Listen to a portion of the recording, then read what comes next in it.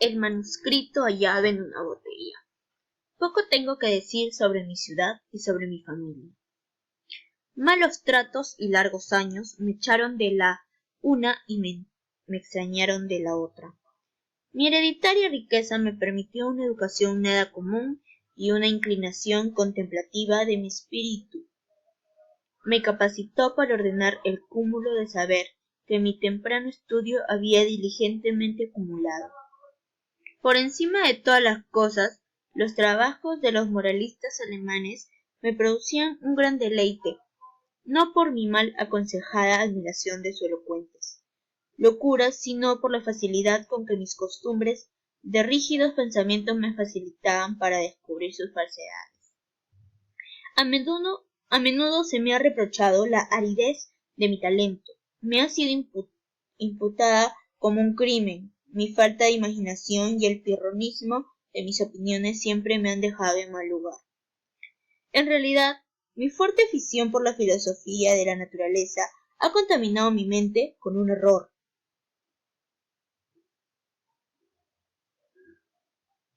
Muy frecuente en estos días. Me refiero a la costumbre de referir sucedidos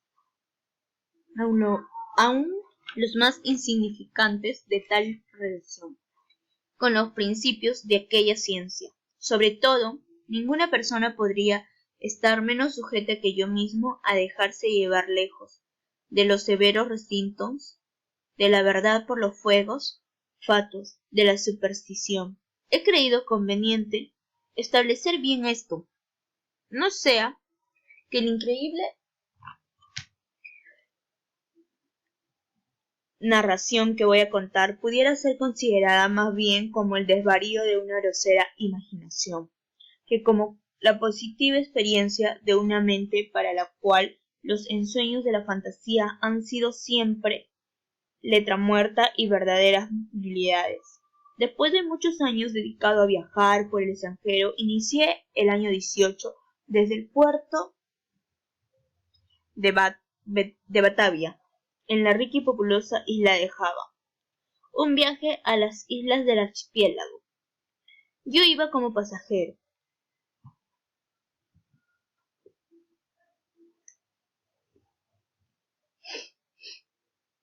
No teniendo otro estímulo que una especie de intranquilidad nerviosa que me perseguía como un diablo. Nuestra embarcación era un hermoso barco de casi 400 toneladas como una capa de cobre y construido en Bombay, con teca de Malabar, fletada con algodón en rama y aceite de las islas Laquedives. También llevábamos a bordo bonote, aceite de manteca, cocos y unas cuantas cajas de opio. La carga estaba mal colocada y por tanto la embarcación no quedaba segura. Zarpamos con un simple golpe de viento y durante muchos días nos mantuvimos navegando a lo largo de la costa de Java, sin otro incidente para divertir la monotonía de nuestro rumbo que el encuentro ocasional con algunos de los pequeños brabs del archipiélago en el cual estábamos confinados. Una tarde que estaba reclinada en el coronamiento de pope observé una nube aislada muy singular hacia el noroeste. Era notable, lo mismo por su color, por ser la primera que habíamos visto desde nuestra salida de Batavia. Lo observé atentamente hasta la puesta del sol, cuando de pronto se extendió de este a oeste, ciñendo el horizonte con una estrecha faja de vapor y semejando una larga línea de costa baja.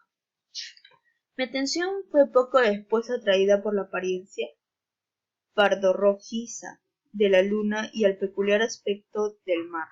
Este último estaba sufriendo un rápido cambio, y el agua parecía más transparente que de costumbre, aunque yo podía ver en el fondo con claridad. Sin embargo, echando la sonda encontré que navegábamos a 15 brazas de profundidad. El aire entonces llegó a hacerse intolerablemente cálido. Yo estaba cargado de exhalación espirales parecidas a aquellas que proceden del hierro al rojo. Cuando llegó la noche, desapareció todo soplo de viento y es imposible percibir una calma más completa.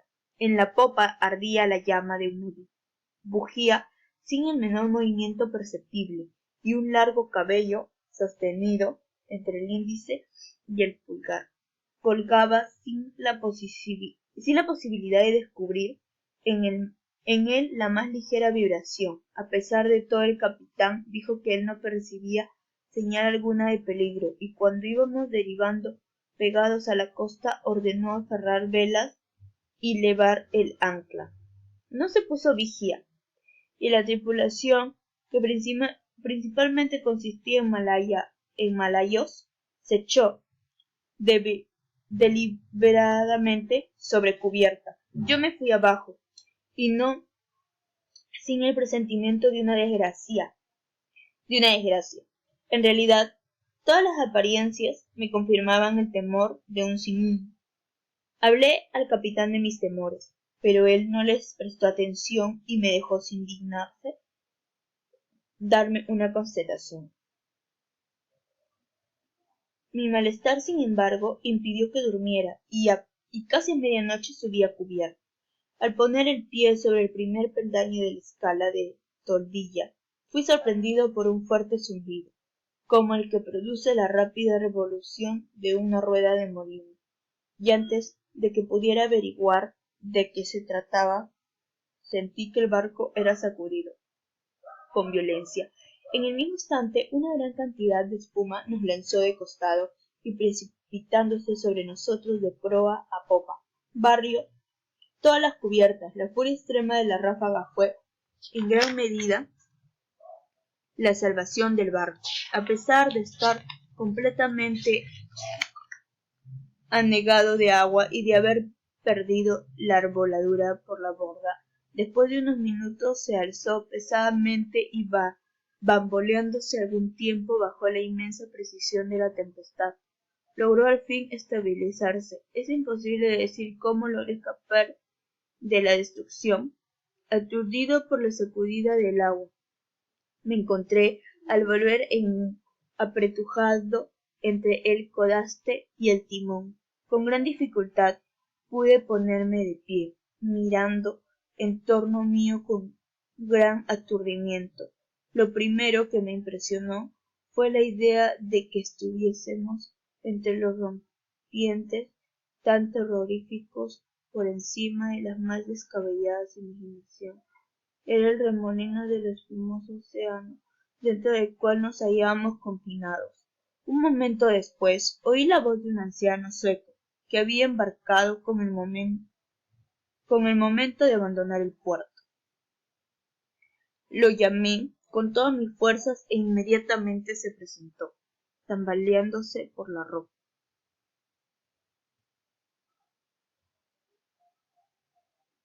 Tambaleándose por la popa.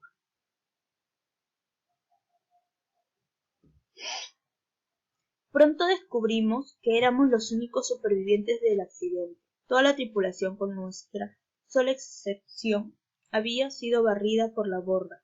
El capitán y sus compañeros debían de haber perecido mientras dormían, pues las cabinas estaban inundadas de agua. Sin ayuda, poco se podía esperar que hiciéramos por la seguridad del barco, y nuestros esfuerzos al principio quedaron paralizados por la creencia de que nos hundíamos. La cadena del ancla naturalmente se había partido como un bramante al primer soplo del huracán, que de no haber sido así nos hubiéramos hundido instantáneamente. Nos deslizábamos, viento en popa, a terrible velocidad, mientras las olas rompían con terrible ímpetu sobre nosotros. La armadura de nuestra popa estaba excesivamente destrozada, y en casi todos los aspectos habíamos recibido considerables daños, pero, para alegría nuestra, hallamos que las bombas funcionaban y que en nuestro cargamento no se había producido ningún cambio de importancia. La furia desatada de la tormenta había ya cesado, y no albergábamos temor con respecto a la violencia del viento, pero mirábamos preocupados por ver si se calmaba totalmente, ya que en nuestra lamentable situación pareceríamos inevitablemente en el terrible remolino, que vendría más tarde. pero aquel temor tan lógico no parecía probable que se produjera pronto. Durante 5 días y 5 noches, en los cuales nuestro único alimento fue una pequeña cantidad de azúcar que nos procuramos con gran dificultad en el castillo de proa, nuestro casco voló a una velocidad que desafiaba todo cálculo, impulsado por ráfagas de viento que se sucedían rápidamente y que aún no igualaban la primera violencia del simón. Eran más terroríficas todavía que cualquier tempestad con que hasta entonces me hubiese yo encontrado. Durante los primeros 4 días nuestro rumbo fue con insignificantes variaciones sudeste y sur. Debíamos de haber bajado por las costas de Nueva Holanda. Al 5.º día el frío se hizo extremado, a pesar de que el viento había girado un punto más hacia el norte. Salió el sol con un enfermizo brillo amarillo y ascendió algunos grados sobre el horizonte, sin emitir ninguna luz decisiva. Aunque no había nubes aparentes, el viento tendría a aumentar y soplaba con caprichosa e inconstante furia, casi a mediodía, según pudimos calcular.